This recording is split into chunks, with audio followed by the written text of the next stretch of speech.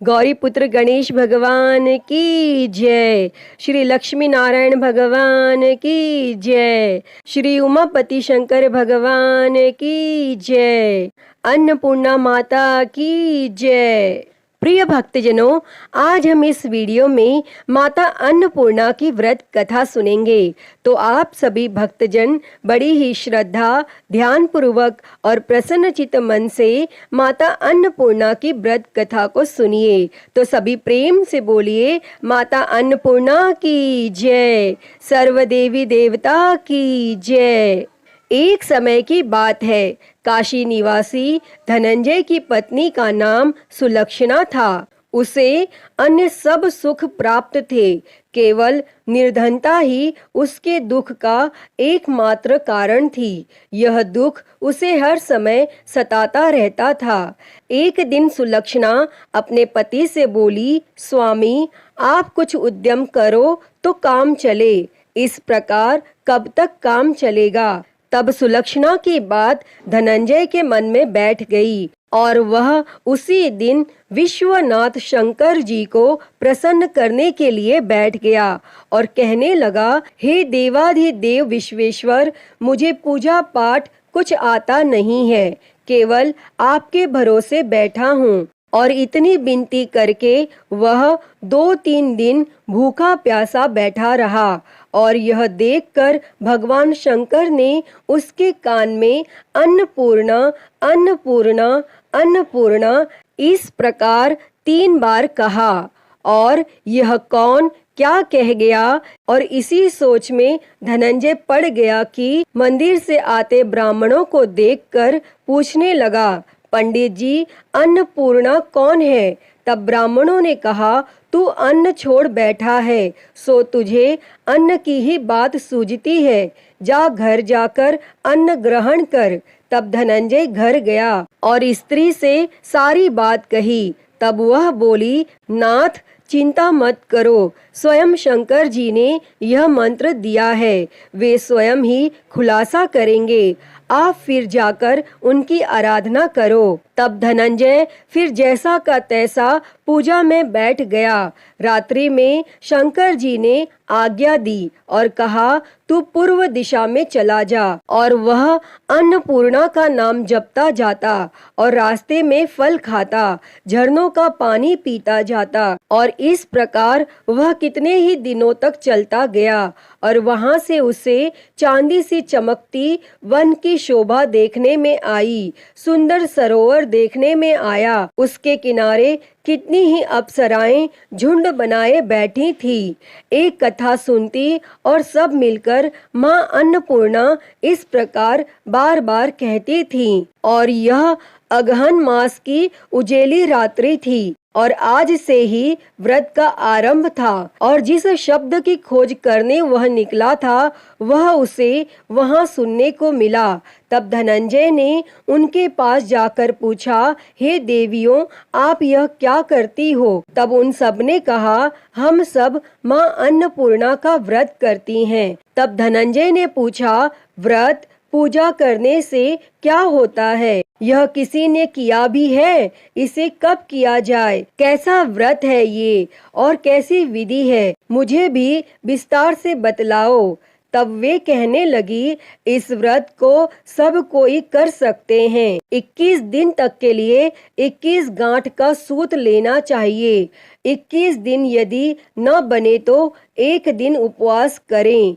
यह भी न बने तो केवल कथा सुनकर प्रसाद लें। निराहार रहकर कथा कहें और कथा सुनने वाला कोई न मिले तो पीपल के पत्तों को रख सुपारी या घृत कुमारी वृक्ष को सामने कर दीपक को साक्षी कर सूर्य, गाय, तुलसी या महादेव को बिना कथा सुनाए मुख में दाना न डाले। यदि भूल से कुछ पड़ जाए तो 1 दिवस फिर उपवास करें और व्रत के दिन क्रोध न करें और झूठ न बोलें। तब धनंजय बोला, इस व्रत के करने से क्या होगा? तब वे कहने लगीं, इसके करने से अंधों को नेत्र मिले, लूलों को हाथ मिले, निर्धन के घर धन आए, बांझी को संतान मिले, मूर्ख को विद्या आए, और जो जिस कामना से व्रत करें माँ उसकी इच्छा पूरी करती हैं। तब धनंजय कहने लगा,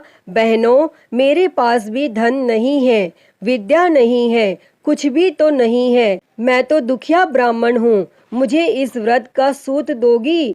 तब वे कहने लगी, हाँ भाई, तेरा कल्याण हो, हम तुम्हें अवश्य देंगे, ले इस व्रत का मंगल सूत्र ले। तब धनंजय ने व्रत किया और व्रत पूरा हुआ।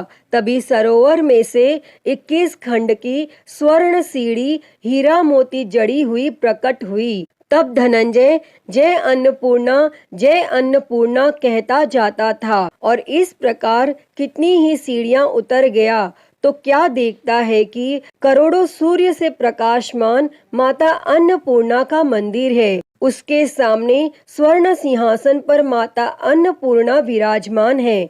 सामने भिक्षा हेतु शंकर भगवान खड़े हैं। देवांगनाएं चंवर डुलाती हैं, कितनी ही हथियार बांधे पहरा देती हैं।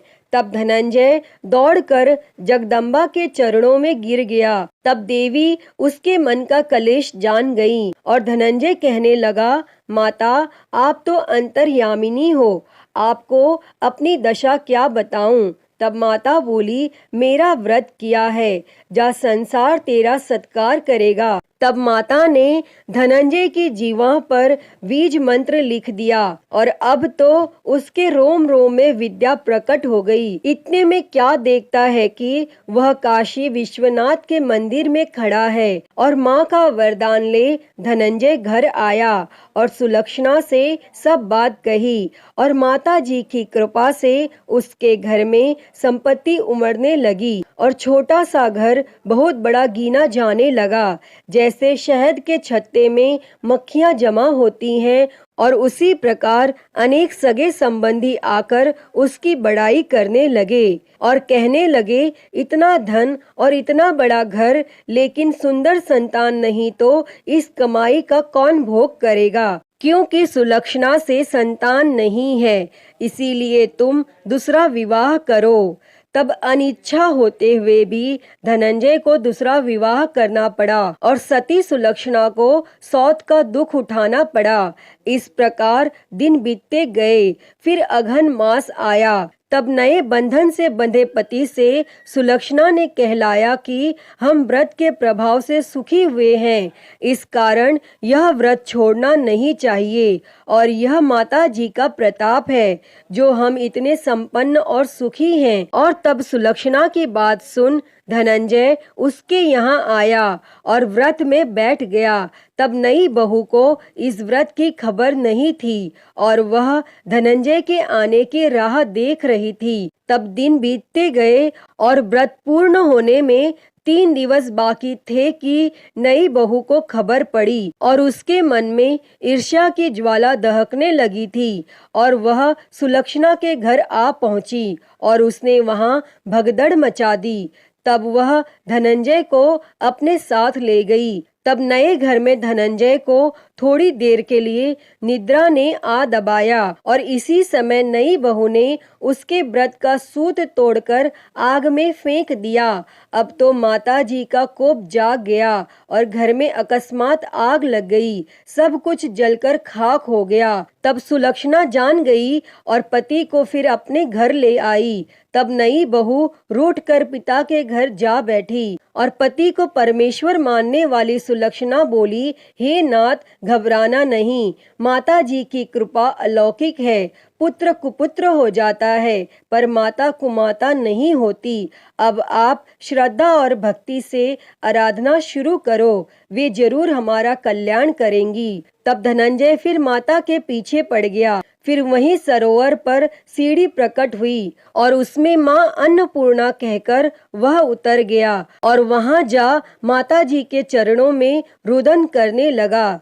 तब माता प्रसन्न हो बोली, यह मेरी स्वर्ण की मूर्ति ले, उसकी पूजा करना, तू फिर सुखी हो जाएगा। जा, तुझे मेरा आशीर्वाद है। तेरी स्त्री सुलक्षणा ने श्रद्धा से मेरा व्रत किया है, उसे मैंने पुत्र दिया है। तब धनंजय ने आंखें खोली तो खुद को काशी विश्वनाथ के मंदिर में खड़ा पाया और वहां से फिर उसी प्रकार घर को आया। और इधर सुलक्षणा के दिन चढ़े और महीने पूरे होते ही पुत्र का जन्म हुआ और गांव में आश्चर्य की लहर दौड़ गई। और इस प्रकार उसी गांव के निसंतान सेठ के यहाँ पुत्र होने पर उसने माता अन्नपूर्णा का मंदिर बनवा दिया और उसमें माताजी धूमधाम से पधारी, यज्ञ किया और धनंजय को मंदिर के आचार्य का पद दे दिया।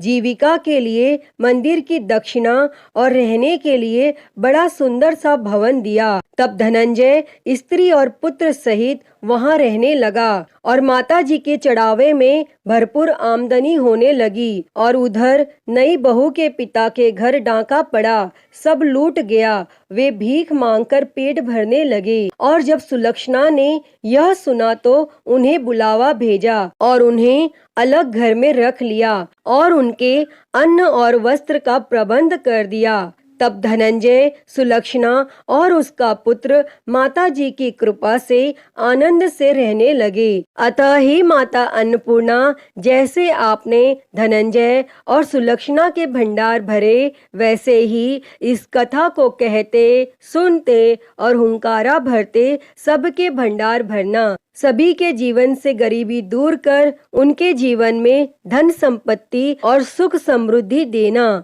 तो सभी प्रेम से बोलिए, माता अन्नपूर्णा की जय। प्रिय भक्तजनों, तो मैं उम्मीद करती हूँ कि आपको आज की यह कथा पसंद आई होगी और अगर वीडियो अच्छी लगी हो तो इसे लाइक करें, ज़्यादा से ज़्यादा शेयर करें और कमेंट बॉक्स में माँ अन्नपूर्णा की जय लिखना ना भूलें। और हरिहर भक्ति चैनल को सब्सक्राइब कर नोटिफिकेशन बेल को ज़रूर ऑन कर लें। हर हर महादेव। धन्यवाद।